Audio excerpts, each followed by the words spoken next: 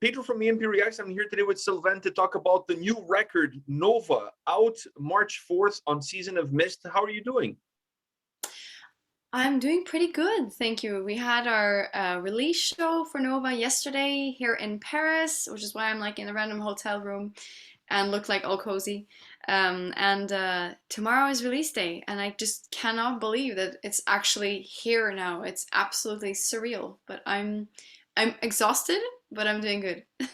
I'm sure you're happy at the same time because all the labor, all the work that you've put in into making this record finally is here. The birth of the album is here. Absolutely. Yeah, absolutely. Completely. It's been really hectic, and it's been a lot of work. I never worked as hard in my life actually as I did for this release, but it's so worth it, and I'm so grateful for everything that's been happening. So just trying to soak it all up while it's here. It's really cool. I can't wait for tomorrow. So, from a creative standpoint, how was the experience for you of creating this album? It was it was a different one. It was a different beast because it was a very personal album that was created from a very specific event going on in 2019, 2020. And basically it was a really hard one to make. It took a whole lot out of me. I think every album takes a lot out of artists basically because you give so much of yourself to every record. But this one really, it was different. It really took so much out of me to make. It was heavy emotionally. It was difficult also just like logistically because I had my drummer in France. I was in Norway during the pandemic. We have to work online, and that was a bit. I'm used to working with when I have a session drummer for my albums. I'm used to working with them like in person so we can go back and forth and jam the songs and try to figure out what works best by playing them together. So it was the overall process was different this time because of the pandemic that changed things up basically both for the composition and the recording process, and also just the fact that this album is, yeah, it's just different than the others. It's like a rebirth at the same time that it marked like the end of an era for me personally. Are you driven by the necessity to grow as an artist, or does each album come from a different kind of place, from a more structured design idea that you have in mind in terms of where you want to go with the next album? I think, well, basically every album is an audio diary for me. It functions as like a way for me to process what I'm going through at that specific moment in my life. It works as kind of like a statement of who I was back then and the things I were going through at the time. So I don't usually, it's not really a conscious choice. The album kind of comes out the way it does. I don't really go, oh, this song has to sound like that. Oh, I'm trying to sound like this or that, or I want to have to do this kind of genre or anything. It just kind of comes out the way that it does, and takes shape according to whatever emotion that is going into the song. Because that's, for me, that's the main thing, to try to just underbuild the emotions that every song takes on. So it's never really a conscious choice. It just happens as a natural evolution of me as I'm evolving, as I get older, and as I'm experiencing. And Nova was no exception. It was basically an album created out of many different moments that led to certain emotions that got released into all these songs. You said earlier on that this was a very difficult album. So when you look back now at the record and you perform these songs, is it difficult for you to perform some of these tracks? Yeah, it is actually. It was a yesterday was really intense. It was the first time we played any of the new songs live. We played four of the songs from the album, or three and a half actually, and it's definitely some of them are really hard to perform. That's true. It's something that there's certain songs on every album that always kind of take you back to the moment when you created the song, excuse me, and it just really hits you. And I have several, like half of the album is like that for me this time. And we play some of these songs live, and it's always intense. Obviously, being on stage is always a kind of exceptional environment, and the fact that you're sharing this like direct energy exchange with people is already pretty intense and pretty overwhelming. And then you're dealing with stuff that's very, well, it's a situation that hasn't really been resolved completely. So it's something that's still very present with me today, even so many years after it started, the process of this album started. So absolutely, there's some songs that there's even a song on the album that I know I can never play live because it will be too hard for me to play.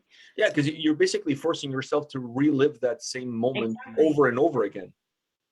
Absolutely. And I mean, I guess with time, maybe things will, it will like kind of fade because that seems to be the natural course of life, that things do tend to fade. Not everything, but some things do fade with time. But for now, it feels very, very fresh. And yesterday was very emotional for many reasons, but playing the new songs was definitely intense. When you look at the process of creating an album like Nova from start to finish, is there a part of the process that you absolutely hate, but you know it's necessary? It's like a necessary evil? That's a good question, actually. Well, I think the processes that are the most kind of tedious. Well, I think the one that's the most terrifying for me that I do kind of hate, but it's also really cool at the same time. It's really like a love-hate relationship. It's actually the mixing period, because it's like you know that the choices you make are final. I am terrible at making decisions to begin with, so when I have something that's so important, it's really, really difficult. So that's a process that I have mixed feelings about. It's always cool to hear the songs take their shape, but at the same time, it's absolutely terrifying. And with Nova being the record that I was, and it's really this record was like very much also about self-development for me and kind of like rebuilding myself and proving to myself that I still have self-worth, because I was really broken when I started making this record. And I always say that as I know I come from a place of privilege. Like I know I live in a Western country. I'm lucky I have good people around me and stuff, so don't get me wrong, but I was quite broken internally when I started making the record. So it was very much a record of rebuilding myself. So it definitely it was it was a it was a difficult process this time, but totally worth it. Totally worth it.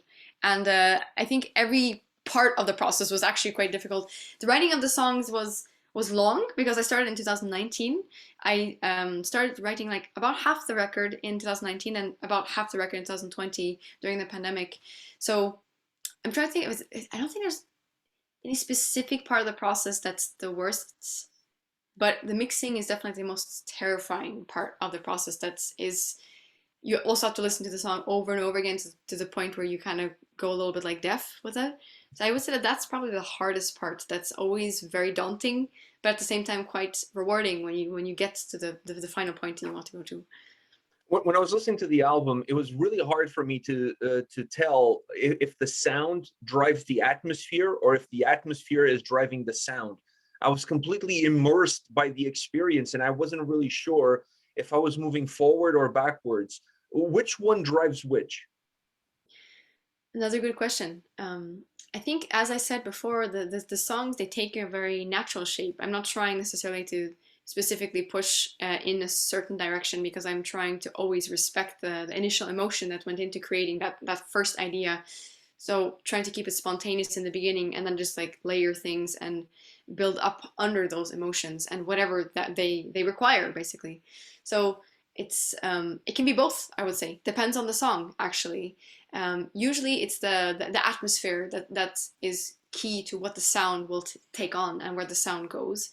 But it's a quite organic process, I realized, because I was asked about this before, like how it happens, and it just kind of unfolds naturally. Of course, there's some like key elements that you want in the sound, and there is a certain sound to my project as well that has happened through the 4 different records. But I would say probably maybe more the atmosphere driving the sound, because again, as I mentioned, the main thing, the pillar in my music is basically just pure emotion, communicating emotions to other people out there. The emotion that you've been talking about, it's really noticeable in this record. It's an album that I consider very heavy from an emotional perspective, but not necessarily very heavy from a sound perspective. And I always find that a very interesting balance, because when you're angry or when you're sad or when you have emotions that are really run strong, you tend to be more aggressive. Therefore, you would create a sound that's a lot heavier. You're able to transport those emotions, those heavy emotions, in a very light-hearted kind of way that makes the listener be really easy to digest what you're creating. Is this the beauty of Sylvaine as far as the sound is concerned? I think basically I think what I enjoy in music myself is basically not to kind of box myself in, but to keep the spectrum open, basically. As you said, being able to express anger is not something you find a lot in my music, but on that new record, you have the track called Mono no Aware, which is basically an angry song. It's like super frustrated, and it can range from that to being really intense, but like super stripped down, like the title track Nova. So I think that's the beauty of music in general, is that you don't need to have a certain sound to get across the severity of the emotion. Um, but I like to have that range to choose from. And as you said, some of the songs being like almost a journey you have to dive into and you have to listen to several times to maybe digest what's going on. Whereas there's also tracks on the record that like instantly just kind of hit you, and they can be more if you want to dive into the universe, or they can also just give you right away directly what the song is about. And I think that's cool. I like that in music, and that's why also I like to do this in my project, having this more direct approach sometimes. Other times you need to get into the universe to kind of unlock the message, so to speak. We've talked about the sound, we've talked about the atmosphere. I have to ask you about the lyrics. What role do the lyrics play in the overall design of everything else? So it's funny because usually you make art like music, or maybe you paint pictures, you take photography or do photography, to try to kind of avoid speaking about this the subjects that you're trying to explain in your art, or explain you're trying to communicate in your art. And it's the same for me. I use music as a way to try to process things that I find difficult to express. It can be because it's difficult to talk about, or just because it's hard to find the words to actually put that out into the world.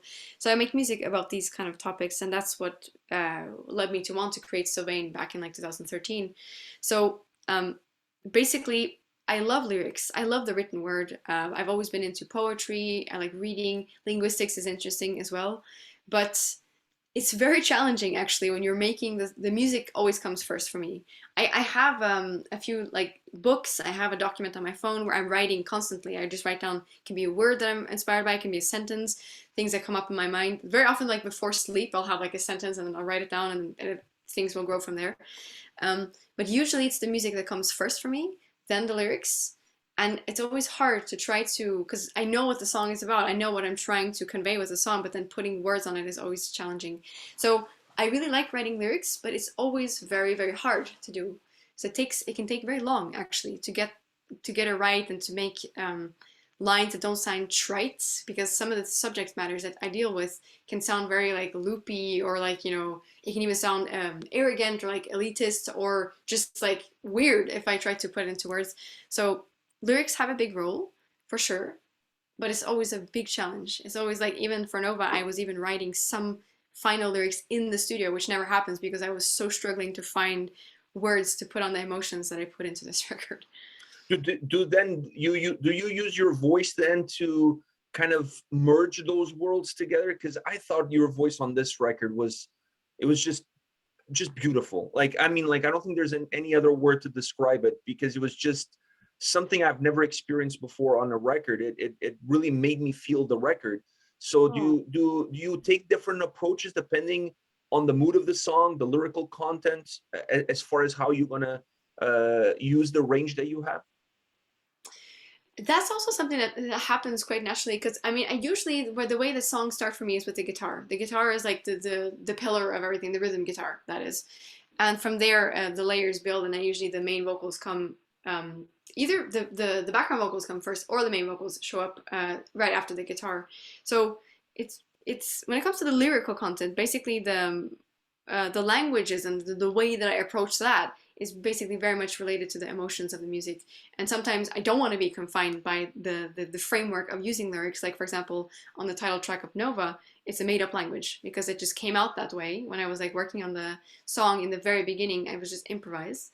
And it basically, I just decided to keep it like that because I felt it was much more direct expression of the emotions in that track than trying to put any words on it. It kind of dragged it back down to a level that I didn't really want. Like, it was a bit too down to earth. I wanted to be like very celestial and stuff. So the range of the vocals, it also depends again on what I'm trying to express. It's all emotion driven. So it really comes from what I'm trying to say with it, but also of course what kind of chords and what kind of range I have within the guitar. Because as I said, that's usually the foundation of everything. And on Nova, I did experiment quite a bit with the ranges, because I have probably some of the lowest things that I ever sang, as well as the absolute highest stuff I've sang. And I just felt like that width and that range, it just really again underbuilt the intensity of the record as a whole. You said that this was definitely one of the most emotional driven albums. So did that make the vocals be more demanding as well? Absolutely, yeah. It was a very, very challenging record, vocally speaking. On stage now too, to play some of the songs is extremely hard to sing because, so for example, a song like "Nowhere Still Somewhere," it has for me it was always a very intense track, but it was more like an internal storm that was happening. So you might not see it from the outside, but on the inside things are just falling apart and burning. So trying to keep the kind of calm in a song like that, to keep it like how can I explain it? To keep the feeling right, but at the same time convey that like intensity can be very, very challenging. So there was definitely a lot of challenging moments with the vocals on this record, and also much more layering actually for certain parts than I have had before. So it was a lot of vocals to do as well. More intense screaming vocals as well was present on this record. It was really everything was just kind of turned up a notch, I think. Not. I have to tell you, the song "I Close My Eyes So I Can See," I think that track represents the whole record, because I felt like listening to the album, I had to close my eyes so that I could see what you were putting together as far as the whole album. I thought that song encapsulated the record beautifully. Was that a little bit of the idea behind the title of that track? Absolutely. It's very much this idea of, again, it kind of goes back to that the concept of, I mean, not the concept but the pillar of why I started Sylvaine, which was basically to try to put into words, or to express the feeling of I like to call it spiritual severance, but it sounds a bit like abstract, but basically this being in this place and how that affects the soul, because I believe the soul is probably a separate entity. If you want to call it soul, it's, or something else that's inside of the body. And basically, yeah, I think that the concept "I close my eyes so I can see," to like internalize and go into who you truly are, connecting with who you truly are, locking out or blocking out everything that's the outside world is offering, but just trying to focus on yourself, not yourself, but focus on who you truly are and reconnect with that. Definitely is a concept that's been present in Sylvain, because especially now, I think during the pandemic as well, a lot of people were faced with themselves in a way that they hadn't been before, because they were confined in their houses. They weren't allowed to connect with others. So you have to connect to yourself. So yeah, absolutely. I think that "I Close My Eyes So I Can See" is, as you said, it's a nice summary of the record. It's a nice summary of Sylvain as a project, actually, in general. It's a quite introvert project. So definitely something to be said for that. One last question for you. With every record that you release, do we get to know a little bit more of Sylvain the person, or do you keep your artist side separated from the individual that you are? Well, the thing is that because it's a solo project, I feel there isn't like a real separation. I mean, Sylvain is me, I am Sylvain. Of course, like with any other artist, when you go on stage, you always have something that's a bit more different or like larger than life, because being on stage is an exceptional situation. But otherwise, I mean, the project is it's really like my my diary, it's like, but just for everyone to see, or to hear and to read, so to speak. So I don't think there's a big separation between the two at all. I Sylvain, what I write music about is what I'm living every day. So it's very much just me. It's just a name that I put on this project, because I wanted it to be very personal, but still have like some kind of universe attached to it, because it does have, like I said, this spiritual side that has been here since day one. So I wouldn't say that there's a huge separation. Sylvain is me, and that's Maybe pretty much there's it. a very thin veil. How's Or that? that, absolutely, or that there's a very thin veil, because of course it's not like um, even any artist, basically, no matter what kind of a persona they take on, basically on stage or when they're like in the limelight, obviously there is a separation, but I don't necessarily see it that well, because, like you said, I think there's a very thin veil, because it is a solo project, and like I said, the music is about basically just my life. So Well, I got to say this. Listen to your music was an absolute beautiful experience for me. Talking to you today was a beautiful experience. So I must say there isn't that much of a separation between you, the artist, and the art that you're creating and the person that you are. So thank you very much for your time today. thank you so much, and thank you so much for the beautiful words about Nova. I really appreciate it. Thank you so Well, much. I hope to see you. I think you guys are going to be on tour with Amorphous in North America. So I hope to see you in Toronto. I'm dying to see you perform these songs live. So I'm keeping my fingers crossed that everything goes well, and I'll get to see you in that North American tour with Amorphous. Until, Absolutely. We can't wait. We're so excited. until then, take care. All the best. Yeah, you too. Thank you so much. And take care of yourself as well. Bye. Thank you. Bye.